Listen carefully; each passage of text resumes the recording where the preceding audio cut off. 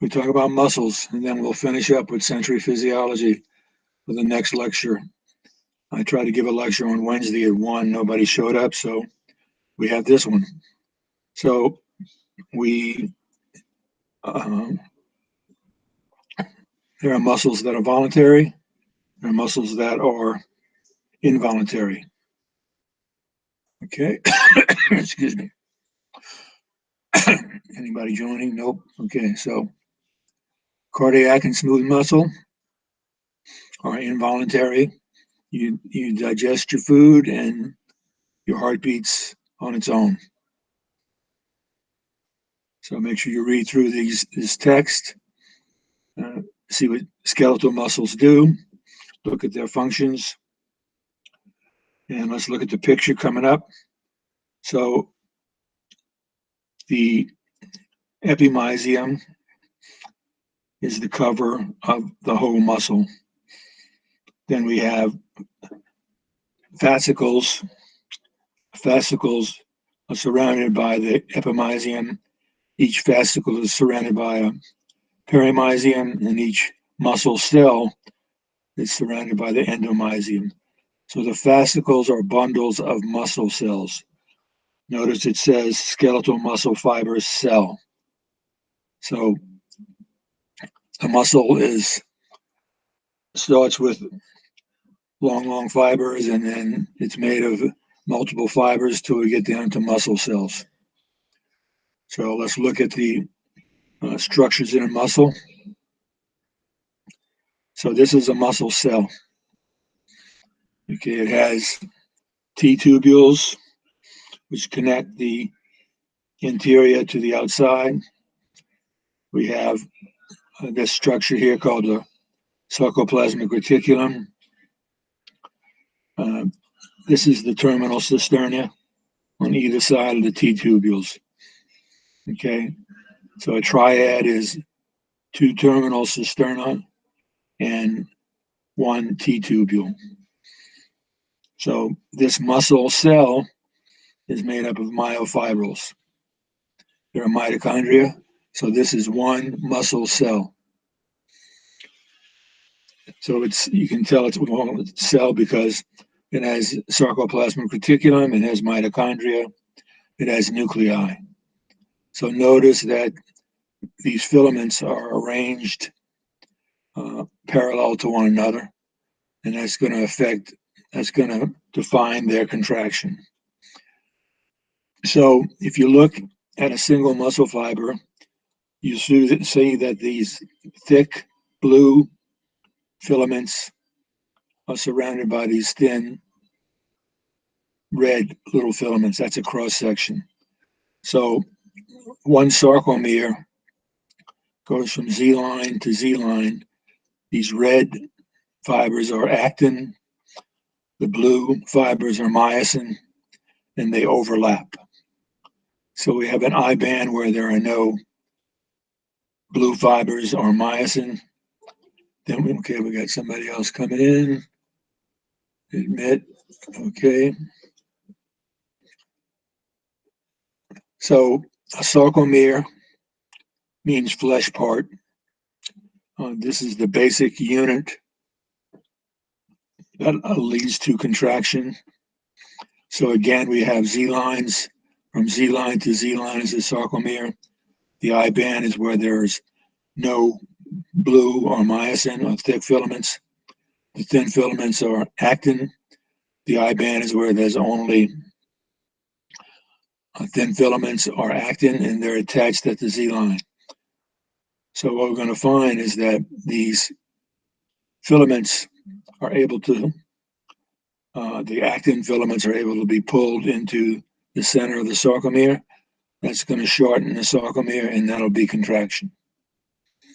So if we look at this single muscle fiber, here's the Z line with the thin actin filaments attached. Here are the thick filaments of the myosin. So note that the actins are attached to the Z line at the end of each sarcomere. And we have the thin filaments and the thick filaments. The Z line is where the thin filaments are attached. The actin is made up of globular or spherical proteins. It has these other proteins called tropomyosin and troponin. Notice the tropomyosin winds around the actin filament, and the myosin has this myosin head and a myosin tail. So let's see how a muscle is going to contract. So if you look at an uncontracted muscle, you see the Z line, you see the I band, and you see the actin filaments. And here we have the red thin filaments, the actin, and the thick filaments. So these little extensions from the myosin are the heads of the myosin fibers. So notice that the actin fibers or filaments on either side are away from the middle. So you have a large H zone. So this muscle is at rest. What happens is during contraction is that these myosin heads are able to pull the actin filaments toward the center of the sarcomere, and you can see that the contracted muscle has a much smaller I band and a much smaller H zone. So the whole sarcomere has shortened, and the muscle filament is sarcomere connected to sarcomere. So let's see how, in more detail, how that happens. Okay, so what are the steps in? So let's go through this. So each muscle fiber has a neuromuscular junction. It has a nerve, and the nerve has exposure to the muscle membrane. That's called the motor end plate. So there's nerve, and below it is muscle. So what happens?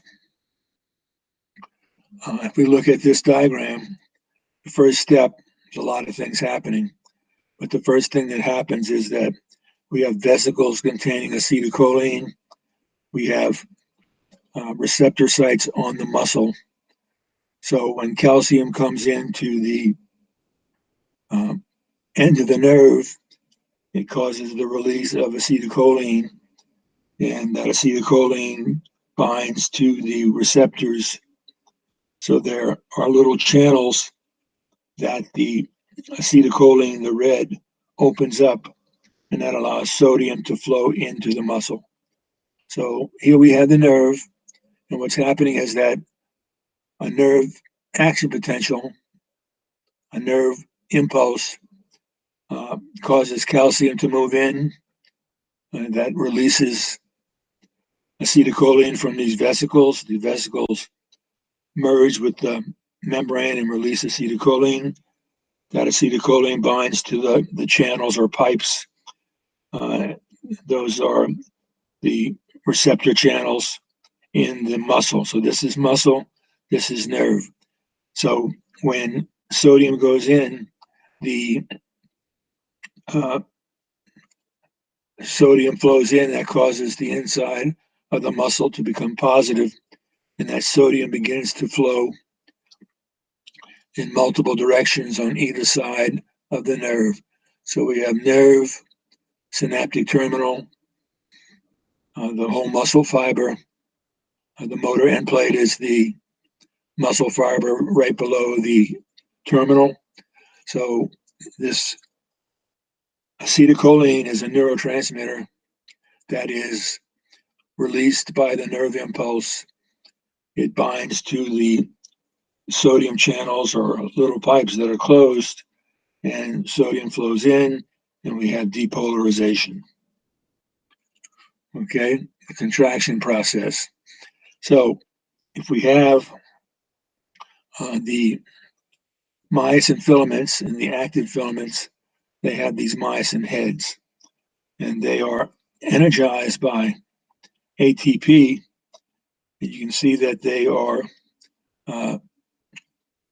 energized, and ADP and phosphate So ATP splits that energizes the motor or the myosin head. The calcium comes in and binds with the troponin, and it right here, it's hard to see, but what's happening is that the binding sites on the actin are exposed so that the myosin heads that have been energized can do a stroke forward, and that pulls in the actin toward the center of the sarcomere.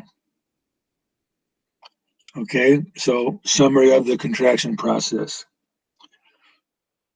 Okay, so this is the motor nerve. This is the synaptic terminal.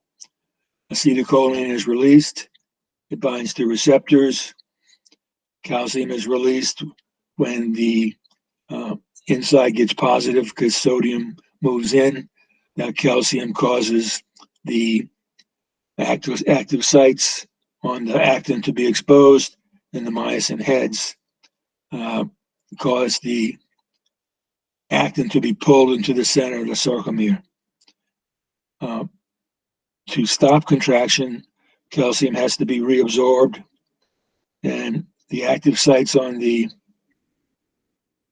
actin are now blocked because calcium has been reabsorbed. So this whole process depends upon a nerve impulse releasing acetylcholine. Once acetylcholine opens the sodium channel, sodium goes in, and that change in uh, positive membrane in the positive charge that releases calcium from the sarcoplasmic reticulum.